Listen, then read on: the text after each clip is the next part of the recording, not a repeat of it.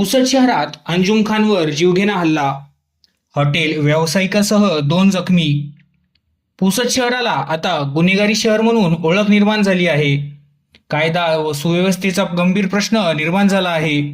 आज पुसद शहरात भरदिवसा अंजुम खान याच्यावर जीवघेणा हल्ला करण्यात आल्याने एकच खळबळ उडाली. यात प्राप्त माहितीनुसार आज दिनांक 23 जून 2026 रोजी सायंकाळी 4:30 ते 5 वाजताच्या सुमारास पुसद शहरातील सार्वजनिक बांधकाम विभाग पुसद कार्यालयाजवळील मिश्रा चाय खिचडी या हॉटेलवर अंजुम लियाकत अली खान व त्याच्या साथीदारांवर जीवघेणा हल्ला करण्यात आला. हल्ला करणारे आरोपी हे 2 ते 3 चारचाकी वाहनाने आल्याची माहिती मिळाली आहे. या चारचाकी वाहनाने आलेल्या 10 ते 15 आरोपींनी उतरून अचानकपणे अंजुम व त्याच्या साथीदारांवर गोळीबार आणि चाकू हल्ला केला. या हल्ल्यात अंजुम खान याला कोणतीही दुखापत झाली नाही. मात्र अंजुम सोबत असलेले त्याचे साथीदार समीर शेख व सुलतान शेख हे या चाकू हल्ल्यात जखमी झाले आहे. तसेच या चाकू हल्ल्यामध्ये हॉटेल व्यावसायिक शुभम जगदीश मिश्रा हा सुद्धा जखमी झाला आहे.